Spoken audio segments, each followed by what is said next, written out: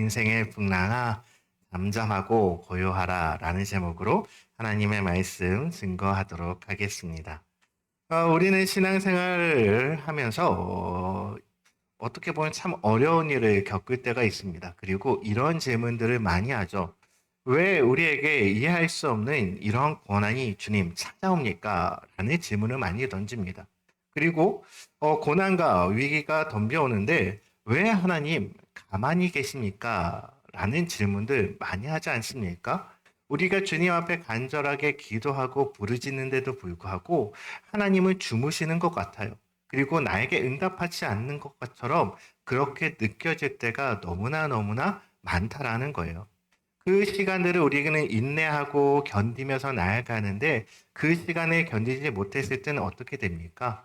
하나님을 버리고 세상 가운데 나아가게 되는 많은 성도들의 모습을 보게 되더라는 것이죠. 오늘 말씀에 보면 어느 날 해 저물 때 예수님은 제자들에게 배를 타고 저 건너편으로 우리 한번 가보자라고 말씀하십니다. 그러니까 제자들은 아주 일상적인 여행이었어요. 그래서 너무나 자주 왕래했었던 그 길이기 때문에 그리고 배를 너무나 잘 다루는 베드로 또한 있지 않습니까? 그렇게 배에 예수님을 모시고 가는 중에 큰 바람이 만나기 시작합니다. 그래서 거친 바람은 점점 사납게 불어서 큰 파도를 만들어내고 배가 심하게 요동치는 거예요. 그러니까 배에 탄 사람은 물에 빠지지 않으려고 배전에 움켜잡고 있었죠. 큰 파도가 밀려와서 배에 부딪히는 순간 수많은 물들이 그 뱃속으로 들어오게 됩니다. 배에 가득 차서 위태로운 상황 가운데서 할 수 있는 것은 자신들이 아무것도 없다라는 것을 깨닫게 되죠. 그런데 이 위태로운 상황 가운데서 예수님은 어떻게 하고 계셨느냐? 고물에서 예수님은 주무시고 계셨다라는 거예요.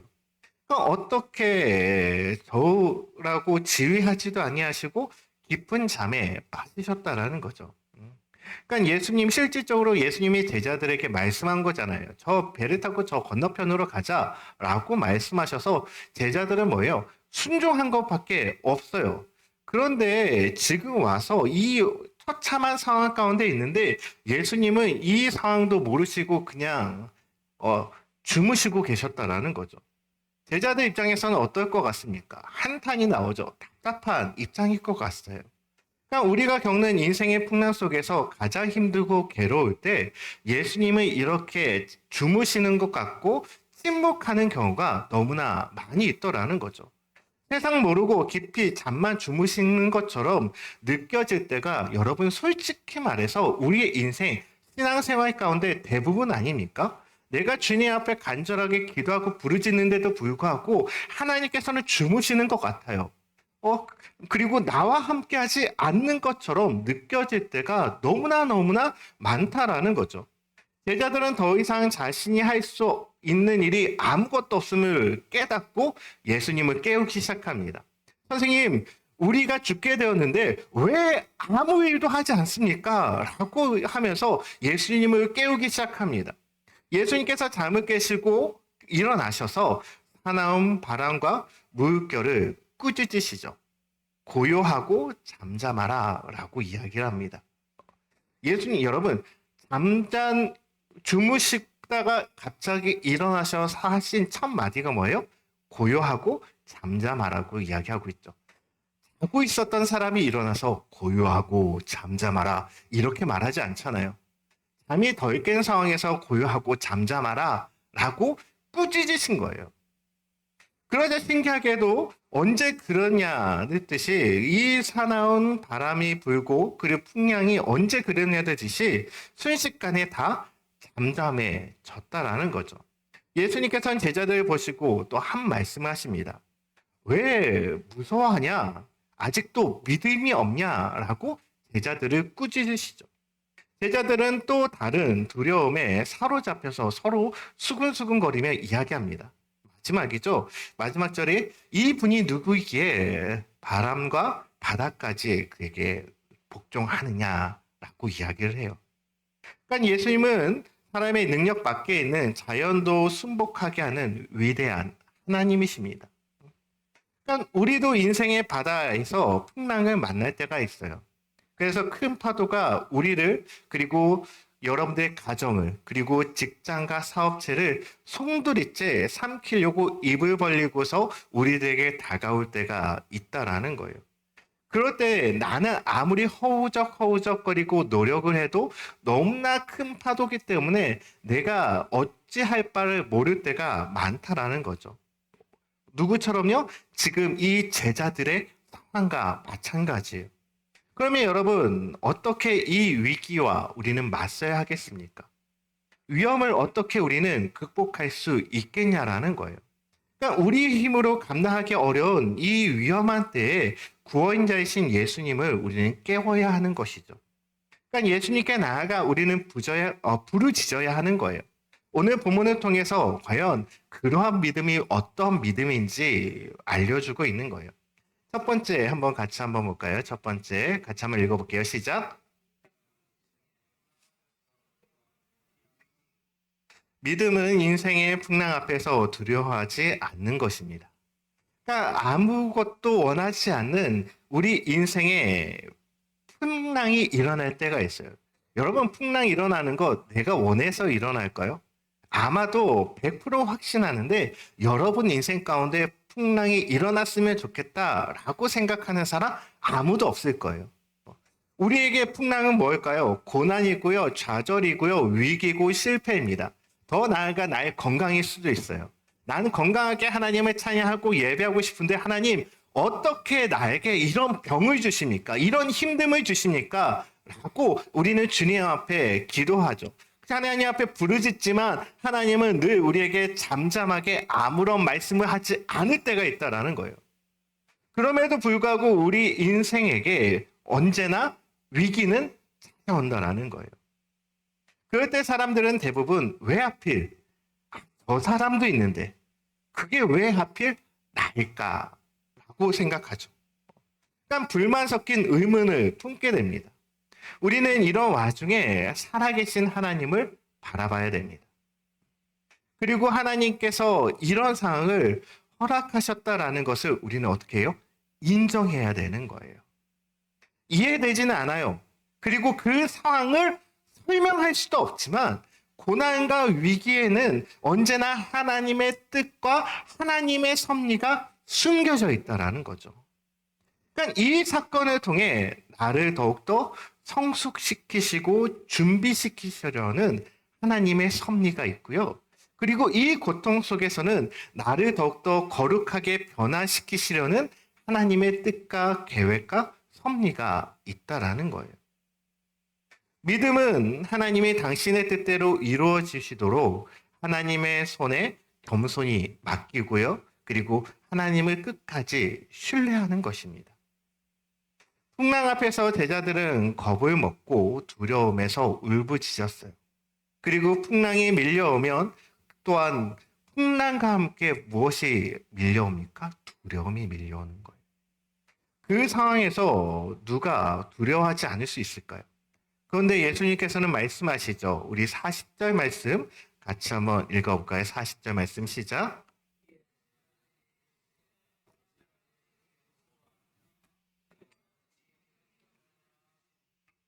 무슨 말입니까?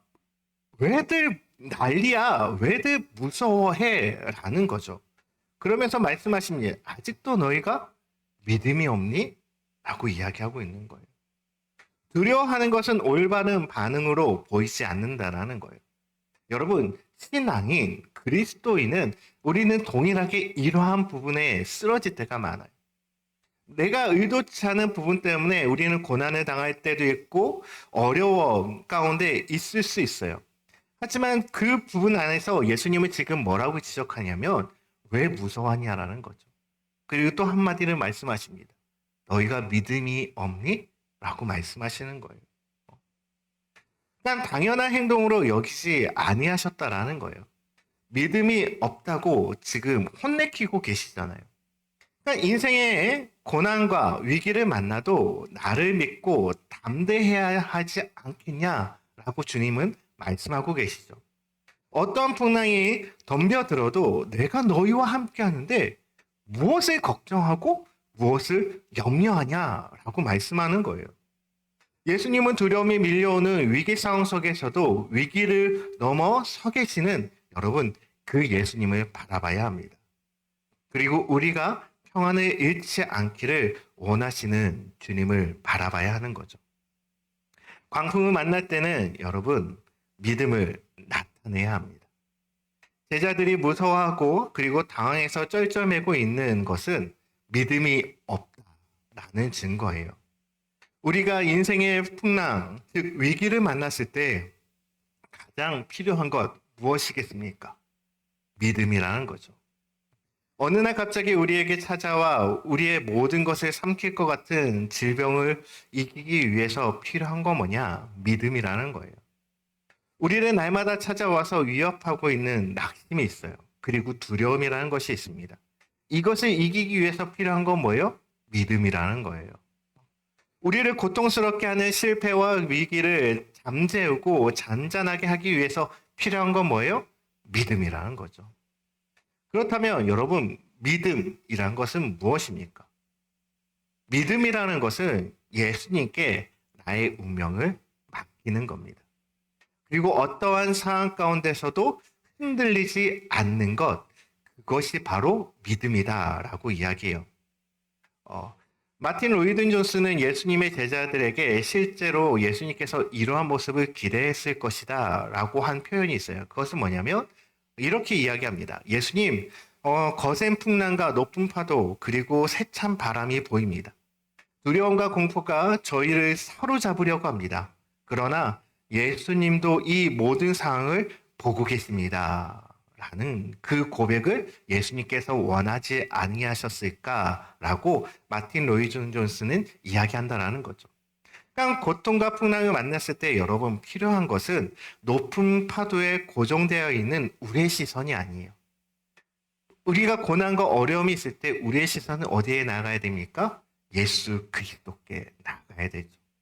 그리고 예수님께 속해 있는 나를 그분이 알고 그분이 나를 보호해 주실 것이라는 믿음 가운데 있다면 두려움 대신 우리 마음 가운데 평안이 올 것입니다. 예수님처럼 거친 파도가 일어날지라도 고물에서 모든 제자들도 평안히 잘 수 있는 것이죠. 그 다음에 2절, 두 번째 볼까요? 두 번째, 믿음은 무엇인가 한번 읽어보겠습니다. 시작.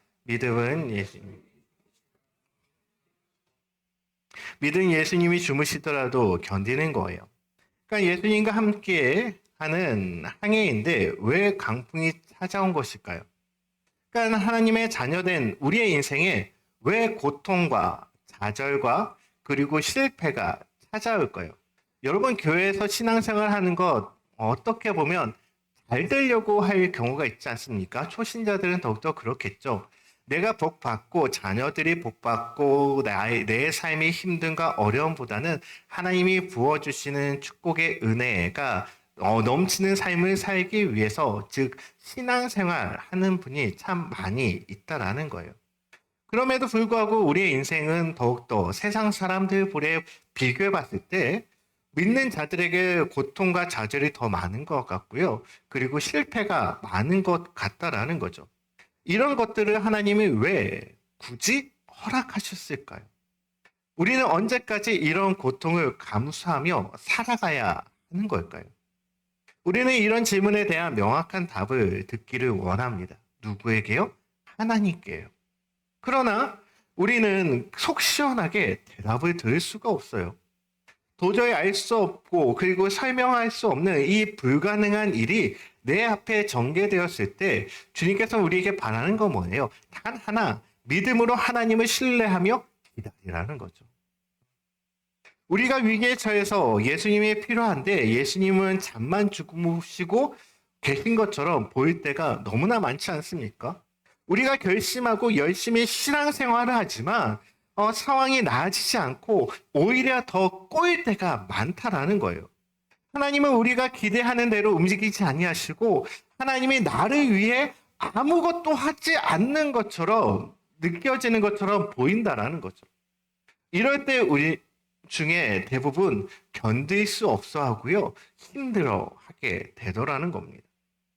여러분 많은 사람들이 예수님을 자판기처럼 대합니다. 많은 사람들, 즉 그리스도인들이 주님 앞에 서서 자신이 원하는 것을 선택을 합니다. 자판기에서 선택을 하죠. 그리고 거기에 기도라는 동전을 땅그랑 집어넣습니다. 그리고 자신이 원하는 것을 누르죠. 근데 응답하지 않는다면 어떡할까요? 더 많은 돈을 놓고 세게 누르거나 그 자판기를 흔들 거예요. 주님은 그래도 침묵하시죠. 그러면 사람들은 그 자판기가 고장났을 때처럼 흥분하면서 욕하면서 그 자판기를 발로 차고 자신이 가려고 했었던 그 길로 가게 된다라는 거죠. 그것이 바로 우리들의 모습 아니겠냐라는 거예요. 여러분은 원하는 대로 응답해 주지 않는 하나님을 어떻게 대하고 계십니까? 자판기처럼 나에게 응답해 주지 않는 하나님이라고 이야기를 하면서 발로 차고 계십니까? 너무나 힘든 상황 가운데 주님께서 주무시고 계시고 있다라고 생각한다면 여러분 어떻게 하고 계시냐라는 거예요. 사람들은 이런 예수님을 이해하지 못합니다. 사람들은 대부분 하나님의 침묵을 매우 매우 힘들어합니다. 물론 저 또한 마찬가지예요. 하나님 왜 침묵하십니까? 공의 하나님 아닙니까? 라고 이야기해요. 그러나 믿음은 이럴 때 더욱더 견디라고 말씀하십니다.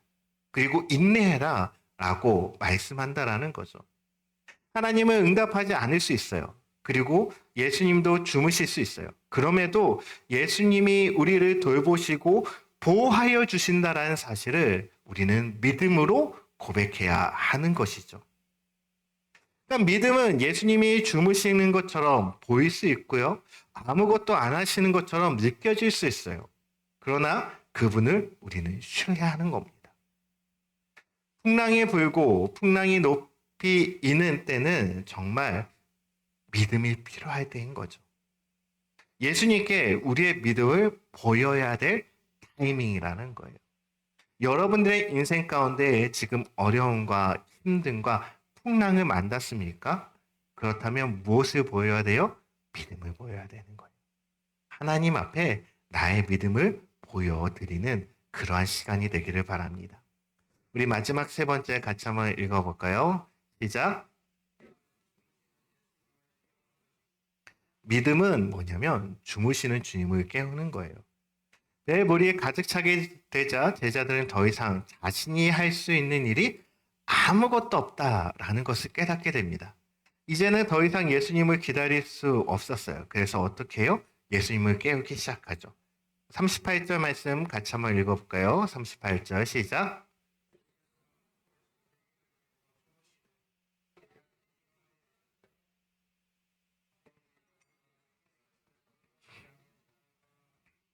뭐라고 이야기합니까? 선생님, 우리가 죽게 되었는데 아무렇지도 않습니까? 라고 지금 짜증 섞인 이야기로 예수님 앞에 말하는 거예요. 제자들은 다급하게 예수님을 깨우자 예수님이 일어나셔서 바람과 그리고 물결을 향해 명령하시죠. 고요하고 잠잠하라 라고 명령하십니다. 그러자 바람이 그치고 파도가 가라앉고 잔잔해졌습니다. 사실 제자들은 예수님을 의지하지 않고 무엇을 의지했습니까? 자신의 경험을 의지했어요. 거친 파도와 그리고 바람이 불었을 때 먼저 그들이 해야 될 행동은 무엇입니까? 예수님을 찾는 거였죠. 하지만 잘 보십시오. 오늘 본문의 내용을 보면 자신들이 할 수 있을 때까지 최대한 합니다. 주님을 의지하지 않아요. 예수님을 의지하지 않고 자신의 노력으로 그것을 획득하려고 해요. 하지만 결과적으로 되지 않기 때문에 어떻게 돼요? 예수님을 깨우는 모습을 보게 되는 거죠. 이것은 내 인생이 어떻게 보면 막다른 골목에 다다르고 절벽 가운데 서게 되었을 때 그제서야 미련하게 주님을 찾는 모습을 발견하게 되는 거예요. 인생의 파도에서 광풍을 만났을 때 내가 타고 있는 배에 예수님이 함께 계심을 깨닫고 예수님을 깨우는 것. 그것이 최우선이 되어야 하는 거죠. 깊이 잠든 예수님을 나시도록 우리는 간절하게 주님 앞에 어떻게 해야 될까요? 부르짖어야 되는 거예요. 많은 그리스도인들이 풍랑을 만나 그리고 침몰 직전에 예수님을 깨어나시도록 부르짖어 기도할 줄 모릅니다. 언제나 내 인생 가운데 기도 요청을 하죠. 아, 목사님, 저에게 이런 어려움이 있는데 좀 기도해 주십시오. 라고 이야기를 해요. 그리고 나에게 이런 힘듦이 있는데 목사님 안수해 주셨으면 좋겠어요. 라고 이야기해요. 하지만 중요한 건 뭘까요? 자신 안에 믿음이 있냐라는 거예요. 주님은 저와도 함께 하고요. 그리고 믿는 모든 자에게 함께 하십니다. 주님은 사람을 의지하라고 말하지 않고요. 여러분들의 경험을 의지하라고 말하지 않아요. 살아계신 주님을 의지하며 나아가야죠. 내 인생에 거친 파도가 왔다면 우리는 먼저 주님 앞에 무릎을 꿇어야 됩니다. 그리고 부르짖어야죠. 이 모든 상황을 하나님 해결해 주십시오. 그리고 이 상황 가운데 하나님의 뜻과 계획이 무엇인지 주님 이 부족한 자를 원합니다. 라고 주님 앞에 우리는 나아가야 하는 거예요. 여러분 구세군의 그 창설자 윌리엄 부스라는 사람이 있습니다. 그분이 이제 응답받는 기도의 비밀을 이렇게 이야기해요. 거기에 생사가 달린 것처럼 기도하는 것이다 라고 이야기를 하죠. 나에게 간절함이 있다면 여러분 목숨을 걸고 기도하지 않겠습니까? 여러분들이 암 말기라고 생각합시다. 병원에서 이제 한 달밖에 살지 못한다고 이야기를 한다면 여러분 두 가지의 마음일 거예요. 이제 모든 것들을 포기하고 내 인생을 정리해야지 라는 마음이 있을 거예요. 그리고 또 한 가지의 마음, 이제 내가 할 수 없으니까 뭐 할까요? 하나님 앞에 부르짖는 거예요. 하나님 나를 회복시켜 달라고 내 인생을 걸고 금식하며 기도하겠죠. 처절하게 나의 목숨을 걸고 기도하지 않겠습니까? 그럼 우리가 주님 앞에 나아갈 때 기도 응답 받기 위해서는 여러분 그만큼 기도하셨냐라는 거예요. 간절하게 목숨을 걸고 내 생사를 내어놓고 주님 앞에 울부 부르짖으며 기도해 보셨냐라는 거예요. 우리는 간단하게 한 1분, 2분 기도하고 기도 응답 받길 원합니다. 그 모습을 하나님께서는 기뻐 바라보시겠냐라는 거죠. 예루살렘 교회에 큰 위기가 왔었죠. 그래서 교회 지도자인 베드로가 옥에 갇히게 됩니다. 그래서 그 교회에 큰 위기가 찾아온 거예요. 아무런 방법을 찾을 수가 없었어요. 예루살렘 교회 성도들은 오로지 단 하나의 열심을 합니다. 중보기도 하기 시작하죠. 모두가 금식하며 함께 주 앞에 나와 낮이나 밤을 가리지 않고 최선을 다해서 주님 앞에 울부짖으며 기도했어요. 그러자 어떤 일이 벌어집니까? 옥문이 열리고 베드로에게 묶였었던 그 쇠사슬이 풀리게 됩니다. 그리고 거기에 있었던 간수들은 홍비백산에서 다 도망가게 되죠. 베드로는 천사의 손을 이끌려서 안전하게 돌아올 수 있게 된 것입니다. 여러분, 주님은 살아계십니다. 믿으십니까? 그리고 그 믿음 가운데 하나님께서는 사용해 주세요. 예수님은 능치 못할 일이 없으신 분이십니다. 왜 기적이 일어나지 않을까요? 이는 단 하나, 의심하기 때문에. 그리고 나의 경험이 믿음을 가로막기 때문에 그렇습니다. 내 인생 가운데 힘듦과 어려움이 올지라도 여러분 주님을 의지하시기를 바랍니다. 주님이 나와 함께 하신다면 여러분 거친 파도도 이길 수 있어요. 고난이 와도 이길 수 있어요. 주님께서 나에게 불치병이 있지만 그 병을 고쳐주지 아니하실지라도 그것이 은혜가 될 수 있는 겁니다. 왜요? 주님이 나와 함께하기 때문에. 그거 하나만으로 만족하며 살아가는 자, 바로 그러한 사람이 그리스도인이고요. 성도라 칭함 받을 수 있는 것입니다. 여러분의 인생의 그 거친 파도를 만나면 기도에 전념하시기를 바랍니다. 말씀을 정리할게요. 인생의 바다에서 고난과 위기 만날 때 있습니다. 그럴 때일수록 여러분들의 믿음을 드러내는 시간 되기를 바랍니다. 그리고 고난과 위기의 강풍 앞에서 무섭고 불안해도 흔들리지 말고 여러분 믿음으로 견뎌내시기를 바래요.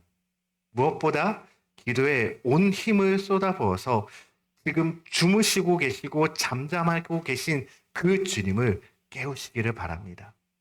그렇게 됐을 때 주님께서는 우리의 인생을 향해서 말씀해 줄 거예요.